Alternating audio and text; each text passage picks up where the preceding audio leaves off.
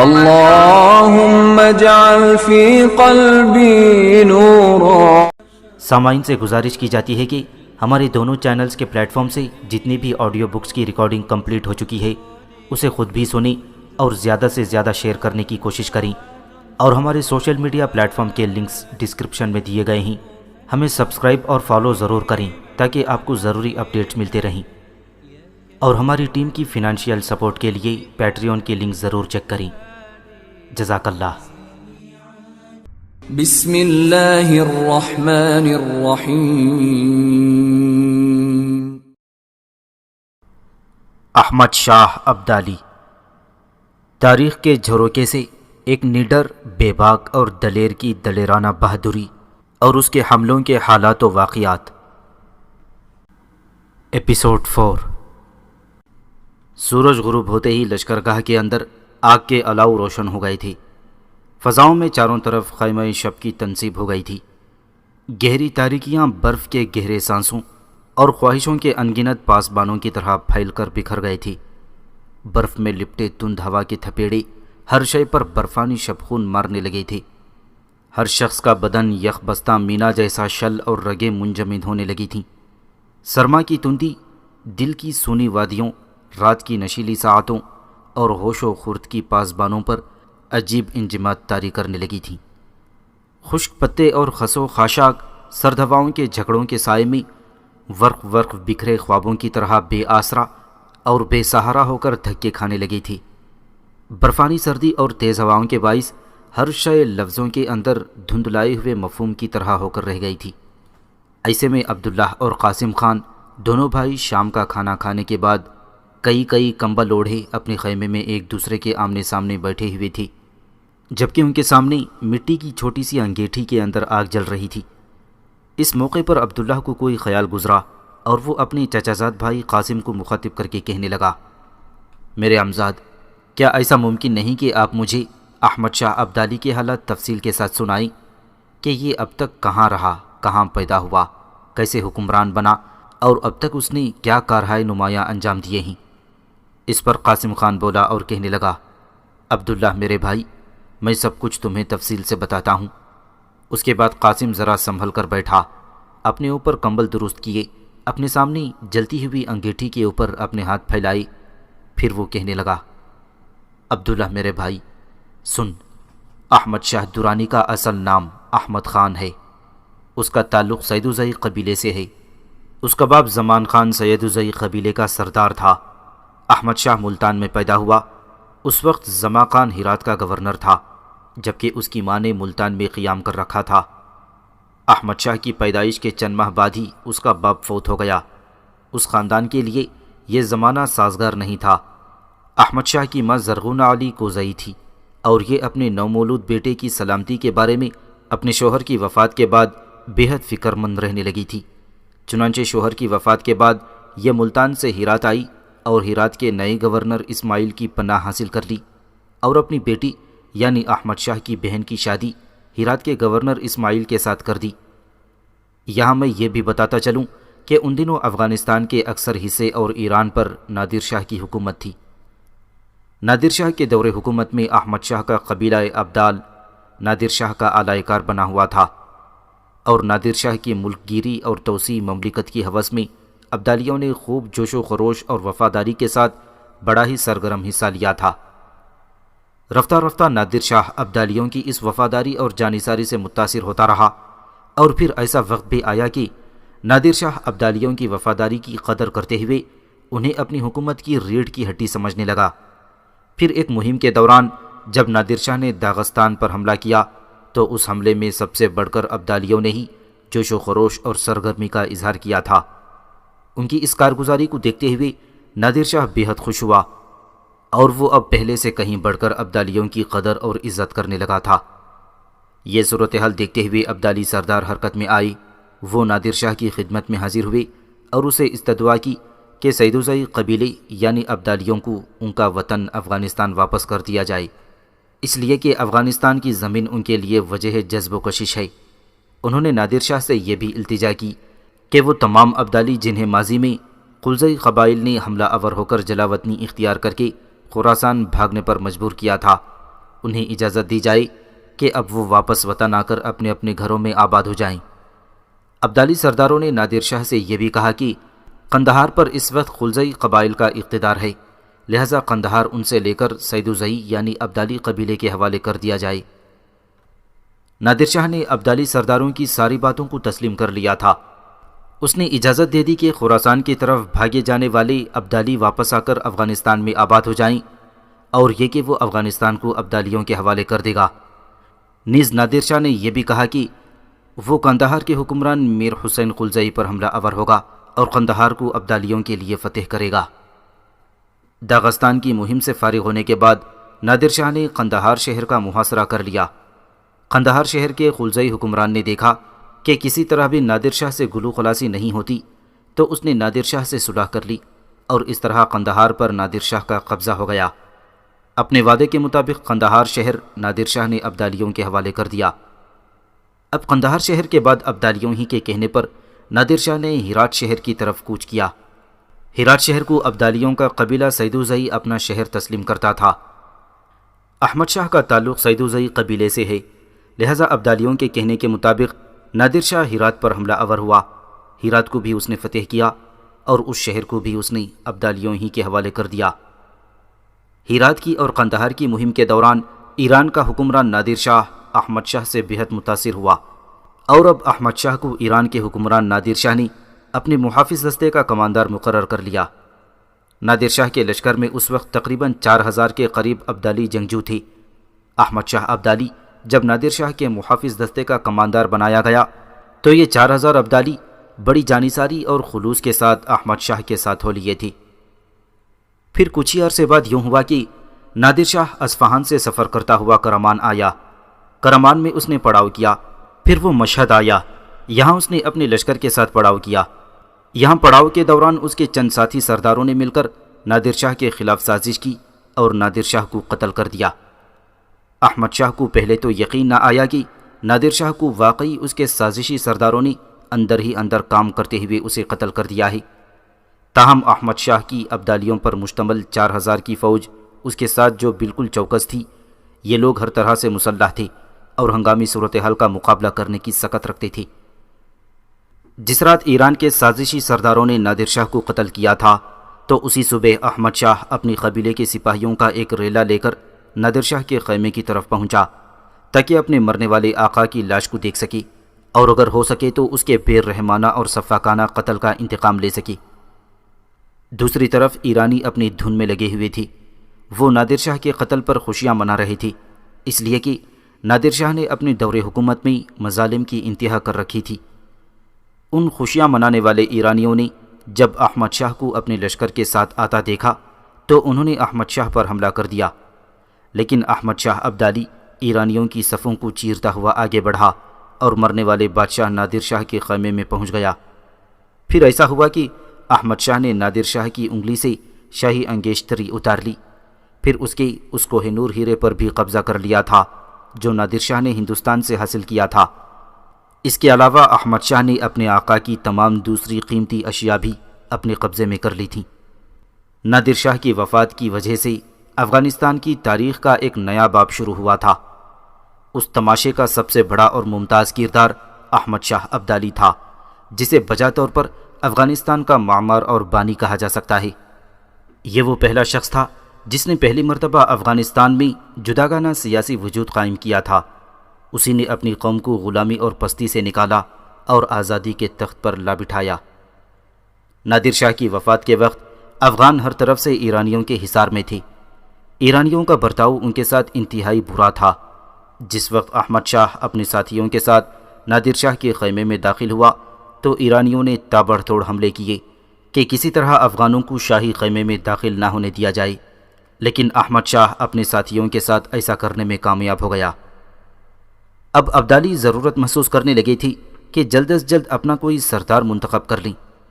جون جون دن گزرتے گئے، اس ضرورت کو شدت کے ساتھ محسوس کیا جانے لگا، اور پھر نادر شاہ کی وفات کے بعد ایرانیوں کے خلاف ایک متحدہ محاذ قائم کرنے کے ساتھ ساتھ اپنی جان کی سلامتی کے لیے ابدالی اور خلزائی قبائل دونوں متحد ہو گئے۔ سرداروں نے مل کر دونوں کی آپس کی چپ خلش کو ختم کرتے ہوئے انہیں ایک جا کر دیا۔ اور یہ ایک قبیلہ واحد کی طرح ایرانیوں کے خلاف کام کرنے کے لیے متحد ہو گئے، اور یہ ایک واحد قبیلہ بن کر ایرانیوں کے خلاف کام کرنے کے لیے متحد ہو گئے تھے۔ ابدالی اور خلزئی دونوں اس وقت چونکہ غیر کے ملک میں تھے، وہاں ان کا کوئی دوست نہیں تھا۔ ان حالات کو پیش نظر رکھ کر انہوں نے اپنا ایک جرگہ منعقد کیا جس میں قبیلے کے تمام سردار شریک ہوئے۔ مقصد یہ تھا کہ سب لوگ مل کر اپنا ایک قائد اور رہنما منتخب کر لیں۔ سارے سرداروں نے بحث اور گفتگو کا آغاز کرتے ہوئے اس بات کو تسلیم کیا کہ غیروں کی سرزمین سے نکل کر اپنی سرزمین کو جانے کے دور دراز کے سفر طے کرنے کے لیے اپنا کوئی ایسا سردار مقرر کیا جائے جو آنے والے دور میں ان کی صحیح رہنمائی کر سکے، اور وہ سردار بھی ایسا ہو جس کی سب قبیلے والے بے چون چرا فرمانبرداری کر سکیں۔ اس سلسلے میں جب بحث و تمہیز ہوئی تو کوئی بھی کسی نام پر متفق نہ ہوا تھا۔ اس جرگے میں کسی ایک کو سردار منتخب کر لینا کوئی آسان کام نہ تھا۔ ہر قبیلہ آرزو مند تھا کہ اس کا امیدوار اس منصب بلند پر فائز ہو۔ ہر قبیلہ بضید تھا کہ سرداری کا اعزاز اسی کو حاصل ہو۔ اس کشمکش میں پورے 8 دن گزر گئے اور مسلسل 8 روز تک جرگے کے اجتماعات منعقد ہوتے رہے۔ 9ویں دن جرگے کے کچھ لوگ محمد زئی قبیلے کے سردار جمال خان کو اپنا سردار منتخب کرنے پر رضامند ہوئے۔ احمد شاہ ابدالی کا تعلق سید زئی ابدالی قبائل سے تھا۔ یہ قبیلہ نسب اور خاندان کے اعتبار سے ان سب قبائل میں بالا اور برتر خیال کیا جاتا تھا۔ احمد شاہ ابدالی نے بھی جرگے کی تمام کارروائی اور نشستوں میں شرکت کی تھی اور پورے ضبط و تحمل، سکون اور اطمینان کے ساتھ گفتگو، تکرار اور جھگڑا کرنے والوں کی باتیں سنتا رہا۔ عین اس وقت جبکہ سردار کے چناؤ کے لیے صلاح مشورے اپنے زوروں پر تھے اور قبیلے کے سردار کسی ایک کو اپنا رہنما منتخب کرنے پر متحد نہیں ہو رہے تھے۔ اس موقع پر اندیشہ تھا کہ سردار اپنی اپنی بات منوانے کے لیے تلواریں بے نیام کر لیں اور ایک دوسرے سے دست و گریبان ہو جائیں، لیکن اس موقع پر شاید قدرت نے افغان سرداروں کی رہنمائی کی اور درویش صابر ان کے اندر نمودار ہوا۔ اسی درویش صابر نے احمد شاہ کا نام سرداری کے لیے پیش کر دیا اور جرگے کے افراد کو صابر شاہ نے مخاطب کرتے ہوئے کہا، ان لایانی باتوں سے کچھ بھی حاصل نہیں ہوگا۔ خدا نے احمد خان کو تم سب سے بڑا اور باعزت آدمی پیدا کیا ہے۔ افغان خاندانوں میں یہ سب سے بھلا اور برتر ہے۔ خدا کی مرضی کے سامنے سر جھکا دو، ورنہ یاد رکھو اس کی مشیت سے سرتابی تمہیں کہیں کا نہ رکھے گی۔ درویش صابر کی یہ گفتگو اور تقریر سارے قبائلی سرداروں کے دل میں اتر گئی اور متفقہ طور پر انہوں نے احمد شاہ کو اپنا رہنما منتخب اور مقرر کر لیا۔ سردار منتخب ہونے کے بعد درویش صابر نے احمد شاہ کو مشورہ دیا کہ اس وقت جبکہ نادر شاہ مر چکا ہے اور اس کی جگہ ایرانیوں نے کسی کو اپنا بادشاہ نہیں چنا تو وہ فی الفور اپنی بادشاہت کا اعلان کر دے۔ احمد شاہ کو یہ منصب بلند قبول کر لینے میں تعامل تھا، کیونکہ موجودہ بے سر و سامانی کے حالات میں وہ شاہی لوازمات اور جلال و عظمت سے محروم تھا، اپنے آپ کو نااہل خیال کرتا تھا۔ لیکن درویش صابر ایسا آدمی نہیں تھا جس کو آسانی کے ساتھ اس کے طے شدہ فیصلے سے منحرف کیا جا سکتا۔ جب اس نے دیکھا کہ احمد شاہ کا نام افغان سرداروں اور اہل قبائل کے لیے ناقابل قبول نہیں ہے، بلکہ انہوں نے اپنا سردار اعلیٰ منتخب کر لیا ہے، تو اس نے اس عظیم اور نفسیاتی لمحے سے فائدہ اٹھایا اور اس نے فوراً اسی زمین پر ایک چھوٹا سا چبوترا بنایا اور احمد خان کا ہاتھ پکڑ کر کہا، احمد خان، اس پر بیٹھ جاؤ، یہ تمہاری مملکت کا تخت شاہی ہے۔ درویش صابر کے ان الفاظ نے نہ جانے احمد شاہ پر کیا اثر کیا تھا کہ اسے حوصلہ ہوا اور اس نے درویش صابر کے کہنے پر اپنی بادشاہت کا اعلان کر دیا۔ احمد شاہ کے یوں مان جانے پر درویش صابر نے احمد شاہ کو مخاطب کر کے کہنے لگا، اب تم بادشاہ درے دوراں ہو۔ احمد شاہ نے اس القاب اور خطاب میں تھوڑی سی ترمیم کی اور درے دوران کے بجائے درے دوران کر دیا۔ یہی لفظ بگڑ کر دورانی بنا اور اس کے بعد ابدالی سے احمد شاہ دورانی بن گیا۔ اپنی بادشاہت کا اعلان کرنے کے بعد احمد شاہ ابدالی نے عملی قدم اٹھایا۔ اس وقت اس کے ماتحت تقریباً 4000 افغانوں پر مشتمل لشکر تھا، جسے لے کر وہ قندھار کی طرف روانہ ہوا۔ حالانکہ ابدالیوں کا اصل وطن ہرات شہر تھا، لیکن ہرات پر اس وقت نادر شاہ کا ایک نامزد گورنر تھا جس کے پاس خاصا بڑا لشکر تھا۔ احمد شاہ کی چونکہ اس وقت عسکری قوت کچھ زیادہ نہ تھی، لہٰذا اس نے ارادہ کیا کہ پہلے قندھار کو فتح کر لے اور وہاں اپنی طاقت اور قوت کو مستحکم کرنے کے بعد پھر ہرات پر حملہ آور ہو۔ اپنے اس مقصد کو حاصل کرنے کے لیے اپنے 4000 مسلح جوانوں کے ساتھ احمد شاہ ابدالی بڑی تیزی سے قندھار کی طرف بڑھا۔ قندھار کی طرف جاتے ہوئے راستے میں ایک ایرانی لشکر احمد شاہ کا راستہ روکے کھڑا تھا، لیکن احمد شاہ کی سرکردگی میں اس کے لشکر نے اس جانیساری سے حملہ کیا تھا کہ اس ایرانی لشکر کو شکست دے کر بھاگ جانے پر مجبور کر دیا۔ اس کامیابی سے احمد شاہ اور اس کے ساتھیوں کے حوصلے بلند ہو گئے اور انہوں نے مزید تیزی کے ساتھ قندھار کی طرف بڑھنا شروع کر دیا۔ احمد شاہ ابدالی کی خوش قسمتی تھی کہ اس کے قندھار پہنچنے سے صرف ایک دن پہلے نادر شاہ کی طرف سے سندھ اور پنجاب کا والی تقی خان شیرازی لاہور سے قندھار پہنچا ہوا تھا۔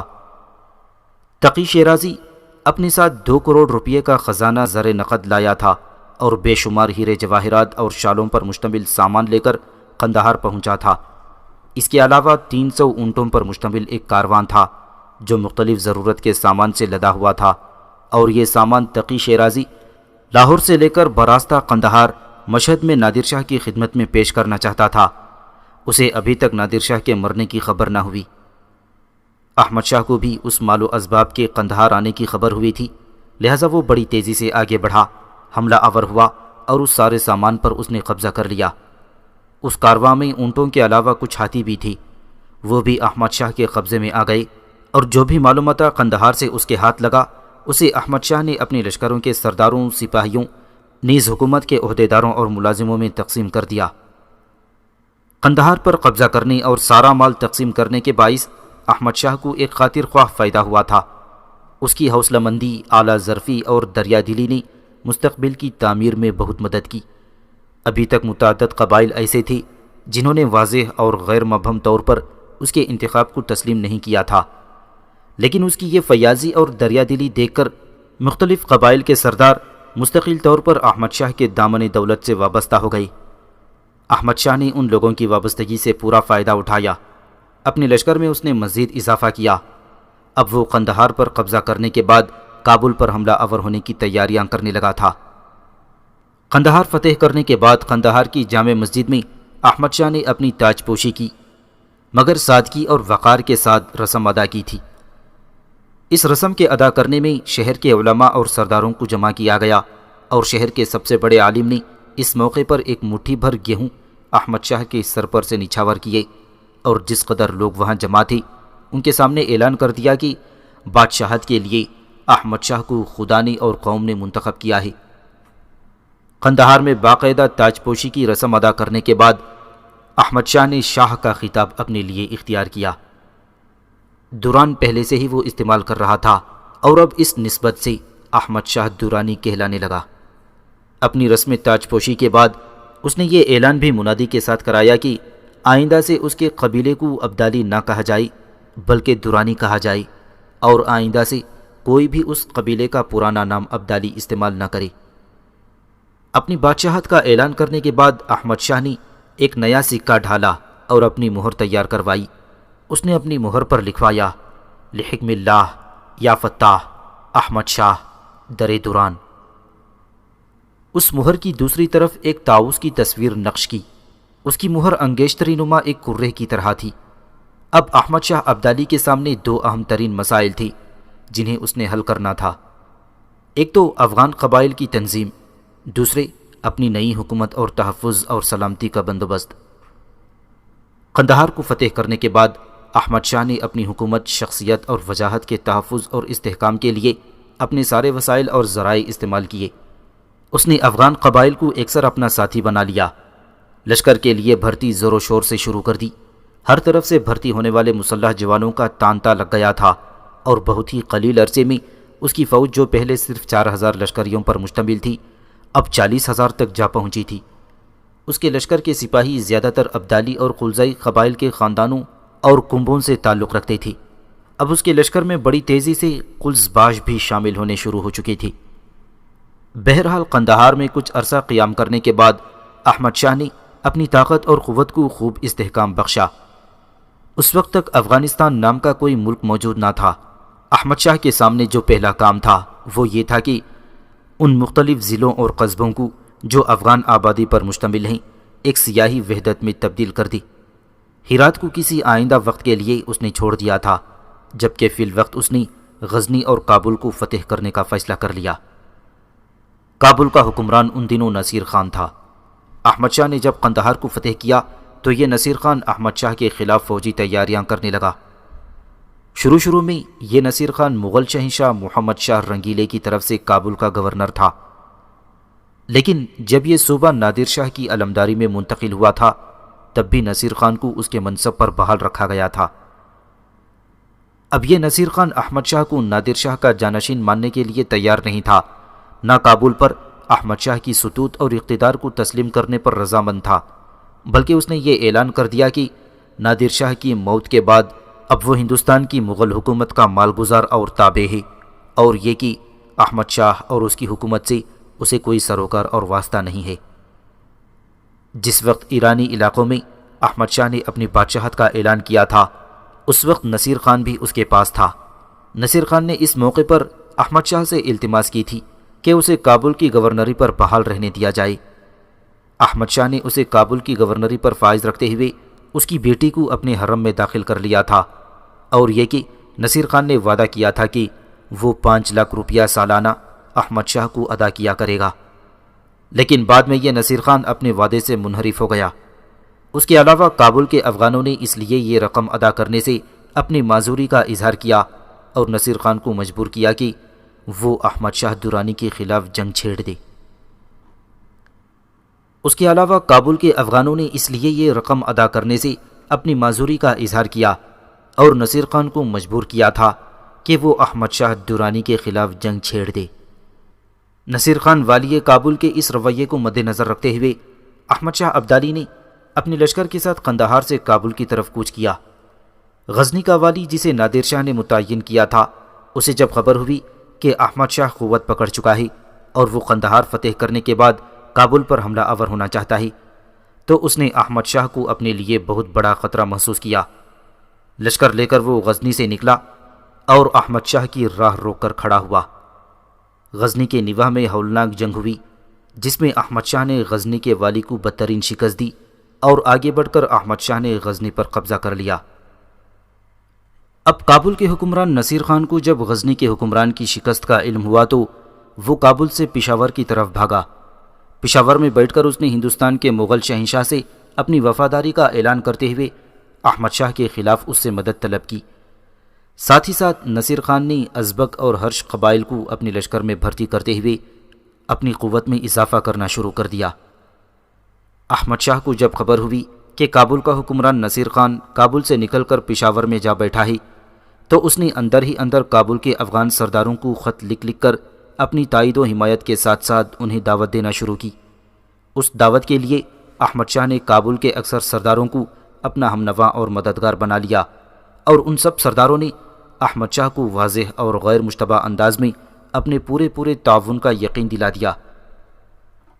دوسری طرف احمد شاہ نے کابل کے افغان سرداروں سے یہ بھی وعدہ کیا کہ ان کی سرداری پر حرف نہیں آنے دیا جائے گا، اور مزید یہ کہ داخلی طور پر وہ پہلے کی طرح پوری آزادی کے ساتھ رہیں گے، اور جو بھی کام کیا جائے گا ان سے پوری طرح صلاح مشورہ کیا جائے گا۔ یہ سب کچھ کرنے کے بعد احمد شاہ اپنے لشکر کے ساتھ کابل پر حملہ آور ہوا۔ چونکہ کابل کے سردار اندر ہی اندر احمد شاہ سے مل چکے تھے، لہذا کسی بڑی جنگ کی نوبت ہی نہ آئی اور احمد شاہ کا کابل پر قبضہ ہو گیا۔ یہاں تک کہنے کے بعد قاسم تھوڑی دیر کے لیے رکا، پھر کہنے لگا، عبداللہ میرے بھائی، جس وقت تمہیں تمہارے ریوڑ سمیت احمد شاہ کے سامنے پیش کیا گیا تھا، اس سے کئی روز پہلے احمد شاہ کابل پر قبضہ کر چکا تھا اور شہر کے نواح میں اپنے لشکر کے ساتھ ساتھ وہ خیمہ زن ہو چکا تھا۔ اس کے بعد جو حالات پیش آئے ان سے تم خود واقف ہو۔ اب دیکھتے ہیں کابل کو فتح کرنے کے بعد احمد شاہ کدھر کا رخ کرتا ہے۔ یہاں تک کہنے کے بعد قاسم جب خاموش ہوا تو عبداللہ کہنے لگا، دیکھ میرے عزیز ام بھائی، اب رات کافی جا چکی ہے، اب ہمیں آرام کرنا چاہیے، اور مجھے کل نادر آباد کی طرف جانے والے کاروان کے ساتھ بھی روانہ ہونا ہے۔ قاسم نے عبداللہ کی اس تجویز سے اتفاق کیا۔ دونوں بھائی اپنے اپنے بستروں میں گھس کر سونے کی کوشش کرنے لگے تھے۔ دوسرے روز احمد شاہ ابدالی اپنے بھتیجے عبدالخالق، اپنے سپہ سالار جہان خان کے بھتیجے زال بیگ پوپلزئی، اپنے ایک سردار کے بیٹے جمال خان عبداللہ اور ان چاروں کے نگران دلاور خان کو نادر آباد جانے کے لیے الوداع کہہ رہا تھا۔ الوداع کرنے کے اس موقع پر احمد شاہ کے ساتھ اس کا وزیر شاہ ولی خان، سپہ سالار جہان خان، امیر سرنگ برخوردار خان، قاضی القضات فیض اللہ خان اور لشکر کے قاضی ادریس بھی شامل تھے۔ اس موقع پر عبداللہ کا چچا زاد بھائی قاسم احمد کے قریب آیا اور اسے مخاطب کر کے پوچھنے لگا، پاشا، اس موقع پر کیا میں اپنے امزاد عبداللہ سے کچھ کہہ سکتا ہوں؟ احمد شاہ نے بڑی شفقت اور بڑی نرمی سے کہا، ہاں، تم اپنے بھائی سے الوداعی گفتگو کر سکتے ہو۔ اس پر قاسم خان عبداللہ کے نزدیک آیا اور اسے مخاطب کر کے کہنے لگا، عبداللہ میرے بھائی، نادر آباد جا کر اس کا خیال اور دھیان رکھنا کہ تم نے غم افزا مناظر میں امیدوں کی کرن بن کر نمودار ہونا ہے۔ اداسی کی تھکن، نارسائی کے دکھ اور یادوں کی بھٹکتی چاندنی اور ماہ و سال کی آشنائی سے تم نے گلابوں کی تازہ مہک، نئے رتوں کی حکایت، پرت و نصرت و فوز مندی بن کر نمودار ہونا ہے۔ سن میرے امزاد، نادر آباد میں رہتے ہوئے اپنی تمازت جسم و جان کو عکس حق سے آشنا کرنا، اپنی مشعل نظر کو التہاب نگاہ بنا کر رکھنا، وہاں رہتے ہوئے موسم بہار کی آہٹوں میں رمسخود گہری اور دل کی دھڑکنوں میں رنگ و نور کی بارش اور زیست کے گھنے اندھیروں میں موج موج رقصاں کرن کی طرح بن کر نکلنا۔ عبداللہ میرے بھائی، میری دعا ہے کہ تو کاسائے وقت میں زمین کے خشک چہرے پر سکوت کی مہروں میں دھرتی کی زینت بن کر عزم جواں اور عروس زندگی کا روپ دھار کر نکلے۔ عبداللہ میرے بھائی، میری دعا ہے تو خرد کی وادی اور اجالوں کی شمع اور مؤذن کی صدا بن کر رہے۔ اپنے چچا زاد بھائی قاسم کے ان الفاظ پر عبداللہ بیچارہ یادوں کے فانوس سے لکھی بانجھ تحریروں جیسا نڈھال اور صحرا کی کوکھ میں رکے کرم خوردہ عہد نامے کی طرح پجے مردہ، رات کے غار میں رائیگاں ہوتی تحریروں جیسا افسردہ اور کسی بیوہ کی آنکھ کے آنسوؤں جیسا ویران ہو کر رہ گیا تھا۔ پھر وہ اپنے امزاد قاسم خان کو مخاطب کر کے کہنے لگا، سن میرے امزاد، وہاں تربیت کے دوران میں اپنی خودی صرف اپنی ذات سے وابستہ اور فرما بردار بنا کر نہیں رکھوں گا، بلکہ اسے خدائے قدوس کے احکامات کے تابع بھی کھینچ کر رہوں گا۔ سن میرے بھائی، مجھے امید ہے کہ یہ عسکری تربیت مجھے مٹی سے کندن بنا کر نکالے گی، اور اس تربیت کے بعد وہ وقت آئے گا کہ میں اپنے دادا کی امیدوں اور خواہشوں پر پورا اتر سکوں۔ دیکھ میرے بھائی، مجھے مسکرا کر رخصت کر کہ وہاں تربیت کے دوران تیرا مسکراتا چہرہ میرے لیے عزم کے ایک ستارے کی طرح ہمیشہ چمکتا ہوا میرے سامنے رہے۔ جواب میں قاسم خان بیچارہ مسکرانے لگا۔ اس کے بعد عبداللہ اپنے ان ساتھیوں کے ساتھ احمد شاہ کے پڑاؤ سے نادر آباد شہر کی طرف کوچ کر رہا تھا۔ ایک روز صبح ہی صبح دلاور خان، عبداللہ، جمال خان، عبدالخالق اور زال بیگ پوپلزئی پر مشتمل چھوٹا سا کارواں نادر آباد شہر میں داخل ہوا۔ انہوں نے دیکھا کہ شہر چھوٹا ہی تھا، صاف ستھرا اور خوبصورت تھا۔ شہر کے ایک طرف فنون حرب کی وہ درسگاہ تھی جس میں ان چاروں نے تربیت حاصل کرنی تھی۔ دلاور خان کی رہنمائی میں وہ چاروں اس درسگاہ میں داخل ہوئے۔ درسگاہ بہت بڑے اور چوکور احاطے میں تھی۔ اس کے چاروں کناروں پر تربیت حاصل کرنے والے طالب علموں کے لیے کمرے بنے ہوئے تھے، اور وسطی درسگاہ میں انتظامیہ اور اساتذہ کے لیے ایک بہت بڑی اور 2 منزلہ عمارت بنائی گئی تھی۔ دلاور خان اسی عمارت کی طرف چاروں کو لے کر بڑھا اور منتظم کے کمرے میں داخل ہو گیا۔ منتظم اسے دیکھتے ہی اپنی جگہ سے اٹھ کھڑا ہوا۔ وہ دلاور کو مخاطب کرتے ہوئے کہنے لگا، اگر میں غلطی پر نہیں تو تمہارا نام دلاور ہے، اور یہ 4 لڑکے جو تمہارے ساتھ ہیں یہ احمد شاہ ابدالی کی طرف سے اس درسگاہ میں تربیت حاصل کرنے کے لیے منتخب کیے گئے ہیں۔ احمد شاہ کی طرف سے تمہارے یہاں آنے کی اطلاع ہمیں پہلے ہی پہنچ چکی ہے، اور ہم نے تم سب کی رہائش کا انتظام کر رکھا ہے۔ تم سب میرے ساتھ آؤ۔ کمرے سے نکلتے ہوئے اس منتظم کو شاید پھر کوئی خیال گزرا، اور وہ مڑا اور دلاور خان کو مخاطب کر کے پوچھنے لگا، پہلے تو مجھے ان 4 تربیت کے متمنی لڑکوں کے نام بتاؤ۔ اس پر دلاور خان نے پہلے زال بیگ کی طرف اشارہ کر کے کہنے لگا، یہ زال بیگ پوپلزئی ہے اور احمد شاہ ابدالی کے سپہ سالار جہان خان پوپلزئی کا بھتیجا ہے۔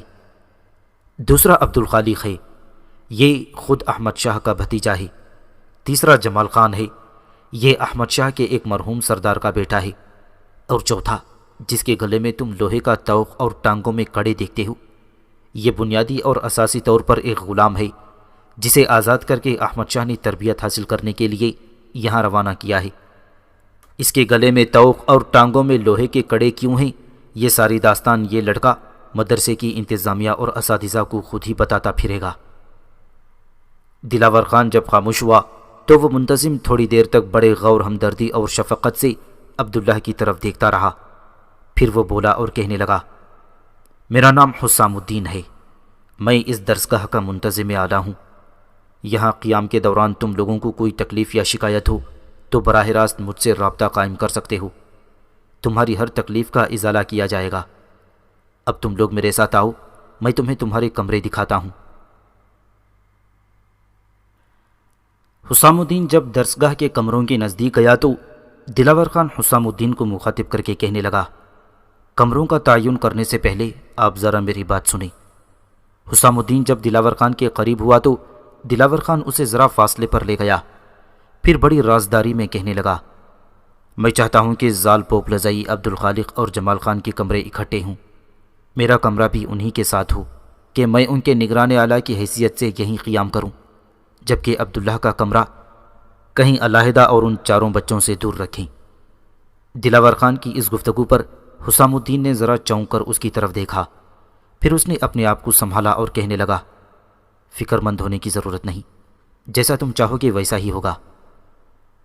دونوں پھر لڑکوں کے پاس آئی اور اس موقع پر حسام الدین پھر بولا اور کہنے لگا، سنو بچوں، کل سے تم چاروں کی تربیت کا کام شروع ہوگا۔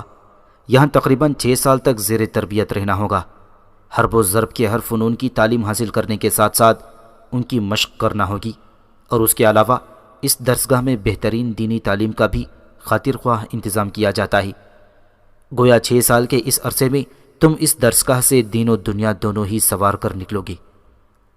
اس درسگاہ کی روایت یہ ہے کہ طالب علم اپنی جوڑیاں بنا لیتے ہیں، ہر سال بعد ان جوڑیوں کے مقابلے کرائے جاتے ہیں، اور جو ہارتا ہے اس کی پنڈلی کو لوہے کی مہر گرم کر کے داغا جاتا ہے، تاکہ اسے یہ احساس رہے کہ آنے والے سال کے لیے اس نے کسی کو زیر کرنے کے لیے اپنی تیاریوں کو پہلے سے زیادہ تیز اور تند کرنا ہے۔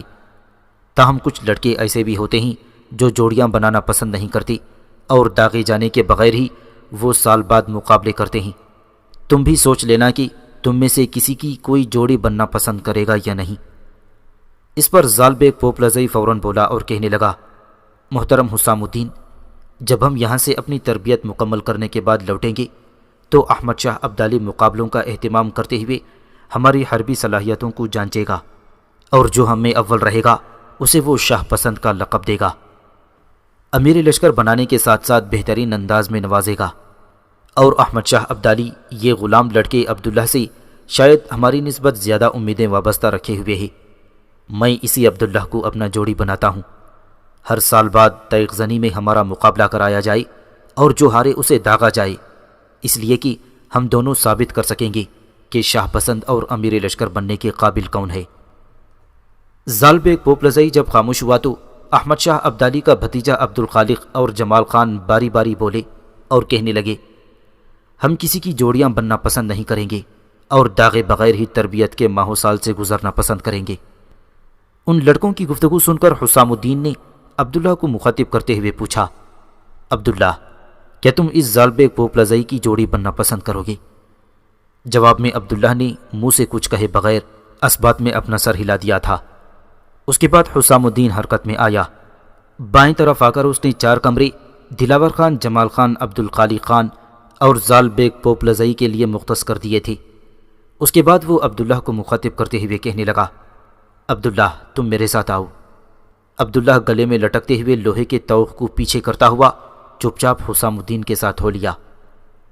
حسام الدین عبداللہ کو کمروں کی اسی قطار کے آخری کمرے میں لے گیا، کمرے کا دروازہ کھولا، کمرہ عبداللہ کو دکھاتے ہوئے کہنے لگا، عبداللہ، یہ کمرہ تمہارا ہے۔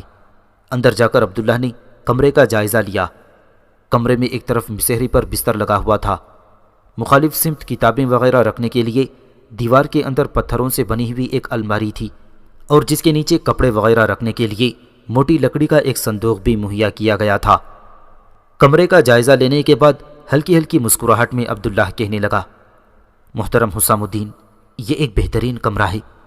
میں سمجھتا ہوں مجھے آج تک ایسا کمرہ کہیں میسر نہیں ہوا۔ میری خوش نصیبی ہے کہ میری رہائش کا ایسا انتظام کیا جا رہا ہے۔ اس پر حسام الدین کمرے میں داخل ہوا۔ کمرے کا دروازہ اس نے بند کر دیا، مسہری پر بیٹھا۔ پھر حسام الدین نے عبداللہ کو مخاطب کر کے کہا، عبداللہ میرے بیٹے، یہاں میرے پاس آ کر بیٹھو۔ تمہارے گلے میں لٹکے ہوئے طوق اور پیروں میں پڑے ہوئے ان کڑوں نے ایک جستجو ایک کرید میں ڈال کر رکھ دیا ہے۔ بیٹھو بیٹے، مجھے اپنے حالات تفصیل کے ساتھ سناؤ۔ اس پر عبداللہ حسام الدین کے ساتھ بیٹھ گیا۔ پھر اپنے سارے حالات اس نے حسام الدین کو تفصیل کے ساتھ سنا ڈالے۔ عبداللہ سے اس کے حالات سننے کے بعد حسام الدین کچھ دیر تک سر جھکائے مغموم سا بیٹھا رہا۔ لگتا تھا عبداللہ کے حالات سن کر وہ بے حد متاثر ہوا تھا۔ اس نے نگاہ اٹھا کر ایسے انداز میں عبداللہ کی طرف دیکھا جس میں باپ کی شفقت، نرمی، چاہت اور محبت تھی۔ پھر اس نے اپنا ہاتھ آگے بڑھایا، بڑے پیارے انداز میں اپنا ہاتھ عبداللہ کے سر پر رکھتے ہوئے کہا، سنو بیرم خان کے بیٹے، تمہارے ساتھیوں کی گفتگو سے میں نے اندازہ لگایا کہ وہ تمہیں اچھا نہیں سمجھتے، اسی لیے انہوں نے تمہارا کمرہ اپنے کمروں سے علیحدہ رکھا ہے۔ مگر تم فکر مند نہ ہونا، یہاں درسگاہ میں تمہیں اگر کوئی تکلیف یا دکھ ہو تو سیدھے میرے پاس آ جاؤ۔ آج سے تم میرے بیٹے کی طرح ہو، یہاں تمہیں کوئی دکھ یا تکلیف نہیں ہوگی۔ میرے خیال میں اب تم آرام کرو، کل سے تمہاری تربیت کا کام شروع کیا جائے گا۔ حسام الدین جب اپنی جگہ سے اٹھا تو عبداللہ اسے مخاطب کر کے کہنے لگا، مدرسے میں داخل ہونے کے بعد ہم نے اپنے گھوڑے درسگاہ کے استبل میں باندھ دیے تھے۔ زین کے ساتھ میرا کچھ سامان بھی ہے، وہ میں سامان لے آتا ہوں۔ اور کیا گھوڑے کی زین استبل میں ہی پڑی رہنے دینی چاہیے یا کمرے میں لے آؤں؟ اور یہ کہ کیا گھوڑے کے دانے اور چارے کا بندوبست مجھے خود کرنا ہوگا؟ حسام الدین مسکراتے ہوئے کہنے لگا، نہیں بیٹے، تم گھوڑے کی زین اور اس سے بندھا ہوا سامان اپنے کمرے میں لے کر جاؤ۔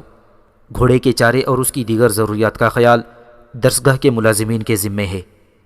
اس کے ساتھ ہی حسام الدین وہاں سے چلا گیا تھا۔ عبداللہ استبل میں گیا اور اپنے گھوڑے سے زین اور اس سے بندھا ہوا اپنا سامان وہ اپنے کمرے میں لایا، اور یوں دوسرے روز ان چاروں بچوں کی تربیت کا کام شروع ہو گیا۔ کابل پر قبضہ کرنے کے بعد احمد شاہ ابدالی نے چند یوم تک کابل کے نیوہ میں اپنے لشکر کے ساتھ پڑاؤ کیے رکھا۔ کابل کو ایک علیحدہ صوبہ قرار دے کر وہ اس کے نظم و نسق میں لگ گیا تھا۔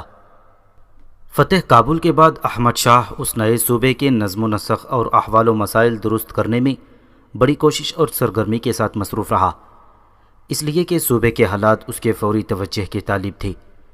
لیکن اس مصروفیت کے باوجود اس نے اپنے دشمن یعنی کابل کے سابق حکمران نصیر الدین کی سرگرمیوں کو فراموش نہیں کیا تھا، جو پشاور میں جا کر اپنی طاقت اور قوت میں اضافہ کر رہا تھا کہ احمد شاہ سے فیصلہ کن جنگ کر سکے۔ احمد شاہ نے جب دیکھا کہ وہ کابل کے نظم و نسق کو درست کر چکا ہے تو اس نے اپنے سپہ سالار جہان خان کو لشکر کا ایک حصہ دے کر پشاور کی طرف روانہ کر دیا تاکہ کابل کے سابق حکمران نصیر خان کی سرکوبی کی جائے، اور جہان خان کے پیچھے احمد شاہ خود بھی اپنے لشکر کے ساتھ کابل سے پشاور کی طرف کوچ کر چکا تھا۔ دوسری طرف نصیر خان کا حال پشاور میں بڑا ابتر تھا۔ اسے اندیشہ تھا کہ اگرچہ احمد شاہ ابدالی نے اپنے لشکر کے ساتھ کابل سے پشاور کوچ کیا ہے اور راستے میں افغان قبائل اس کے ساتھ مل گئے تو نصیر خان کے لیے بڑے مسائل اٹھ کھڑے ہوں گے۔ قبائلیوں کے اس خطرے کو دور کرنے کے لیے نصیر خان نے ایک تدبیر سوچی۔ اس نے فیصلہ کیا کہ ان کو مرعوب اور دہشت زدہ کرنے کی صورت صرف یہ ہے کہ ان قبائل کے سب سے بڑے سردار عبدالصمد خان محمد زئی عرف محمد زئی کو شبخون مارا جائے اور اسے گرفتار کر کے اپنے حق میں استعمال کیا جائے۔ عبدالصمد خان محمد زئی اس وقت حشت نگر کے ایک مقام زوبا میں قیام کیے ہوئے تھا۔ نصیر خان خیال کرتا تھا کہ اگر وہ عبدالصمد پر شبخون مار کر اور اسے گرفتار کرنے میں کامیاب ہو جائے تو پھر اسے احمد خان کی طرف سے کوئی خطرہ نہیں رہے گا، اس لیے کہ نصیر خان کا خیال تھا کہ احمد شاہ ابدالی حملہ آور ہوا تو وہ قبائلیوں کو کہے گا کہ وہ اس کا ساتھ دیں، اور اگر قبائلیوں نے ساتھ نہ دیا تو وہ انہیں دھمکی دے گا کہ وہ عبدالصمد محمد زئی کو قتل کر دے گا۔ لہذا قبائلی اپنے سردار کو زندہ رکھنے کے لیے مجبوراً اس کا ساتھ دیں گے، اور اگر وہ اس کا ساتھ دیں گے تو احمد شاہ کو وہ ان قبائلیوں کی مدد سے شکست دینے میں کامیاب ہو جائے گا۔ اس کے ساتھ ہی نصیر خان یہ بھی امید لگائے ہوئے تھا کہ قبائلی اس کا ساتھ دیں تو وہ درہ خیبر کا راستہ روک دے گا اور احمد شاہ کابل سے پشاور میں داخل نہ ہو سکے گا۔ اس طرح پشاور پر احمد شاہ کی یلغار ناممکن ہو کر رہ جائے گی۔ لیکن دوسری طرف قبائلی سردار عبدالصمد خان محمد زئی بھی کچی گولیاں کھیلے ہوئے نہیں تھا۔ اس نے بھی اپنے جاسوس اطراف میں پھیلا رکھے تھے، جنہوں نے نصیر خان کی نیت سے عبدالصمد کو آگاہ کر دیا تھا۔ لہٰذا عبدالصمد اپنے قلعے سے نکلا۔ پہلے وہ جلال آباد آیا، پھر وہاں سے کوچ کر کے احمد شاہ کے سپہ سالار جہان خان کے لشکر میں شامل ہو گیا اور پورے حالات اس نے جہان خان سے کہہ دیے تھے۔ عبدالصمد خان کے ہاتھ سے نکل جانے سے نصیر خان دانت پیس کر رہ گیا تھا۔ اس نے غصے میں آ کر عبدالصمد کے شہر ہشت نگر میں حملہ کیا اور ہشت نگر کے قلعے کی اس نے اینٹ سے اینٹ بجا دی۔ عبدالصمد کے بہت سے عزیزوں، رشتہ داروں اور متوسلین کو اس نے تلوار کے گھاٹ اتار دیا اور اس کام سے فارغ ہونے کے بعد وہ پشاور واپس آ گیا۔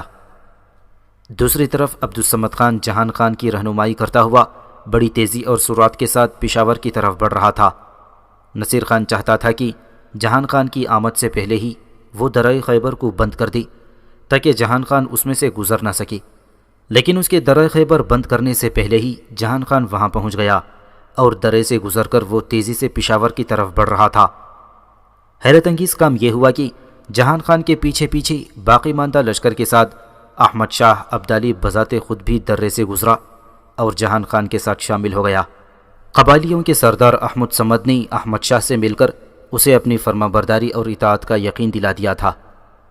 نصیر خان اس افراتفری کے عالم میں اتنی بھی فوج فراہم نہ کر سکا کہ جو احمد شاہ عبدالی سے مقابلہ کرتی یا اس کے سامنے کوئی رکاوٹ ثابت ہوتی۔ بغیر کسی مزاحمت اور مشکل کے احمد شاہ عبدالی اپنے لشکر کے ساتھ پشاور پہنچا۔ اس کی آمد سے پہلے ہی نصیر خان دل برداشتگی کے عالم میں پشاور سے نکلا اور دریائے سندھ کے مشرق میں 6000 مقام پر جا کر پناہ گزین ہو گیا۔ بغیر لڑے اور جنگ کیے پشاور پر احمد شاہ کا قبضہ ہو گیا۔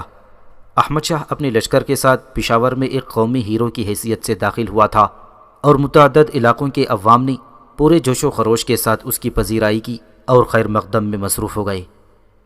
یوسف زئی اور خٹک قبائل کے سردار بغیر کسی بلاوے کے خراج عقیدت کے ساتھ اطاعت کرنے کے لیے احمد شاہ کی خدمت میں حاضر ہو گئے تھے۔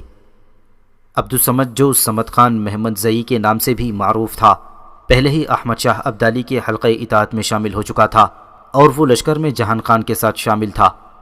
عبدالصمد خان کی یہ مثال دوسروں کے لیے قابل تقلید ثابت ہوئی اور احمد شاہ عبدالی کی خدمت میں حاضر ہو کر اظہار اطاعت کرنے لگے تھے۔ مندر کا سردار فتح خان جو مدرزئی کے علاقوں کا فرمانرواں تھا اور پشاور اور اس کے گرد و نواح میں سب سے بڑا اور طاقتور سردار خیال کیا جاتا تھا، وہ بھی احمد شاہ عبدالی کی خدمت میں حاضر ہو کر فرمانبرداری کا اظہار کر چکا تھا۔ احمد شاہ عبدالی نے اظہار اطاعت کرنے والے سرداروں کو اعزاز و اکرام کے ساتھ باریاب کیا اور انہیں مناسب اعزازات سے نوازا۔ اس نے مندر کے سرداروں کو حکم دیا کہ وہ اس کے لشکر میں ہندوستان کی مہم کے لیے شریک ہو جائیں اور اپنے 500 سرداروں کا الگ دستہ بنا لیں۔ اس نے انہیں تحائف دے کر رخصت کر دیا۔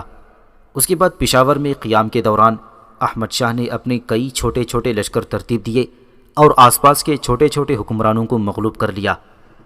اس طرح اس نے اپنی سلطنت کو دریائے سندھ تک وسعت دے دی تھی۔ دوسری طرف احمد شاہ نصیر خان کو چین سے بیٹھنے دینے والا نہیں تھا۔ پشاور میں قیام کے دوران اس نے جہان خان کے ذمے یہ کام لگایا کہ وہ نصیر خان کی تلاش اور تعاقب میں کوئی دقیقہ فروگزاشت نہ رکھے۔ احمد شاہ کا حکم پاتے ہی جہان خان نصیر خان کے خلاف حرکت میں آ گیا۔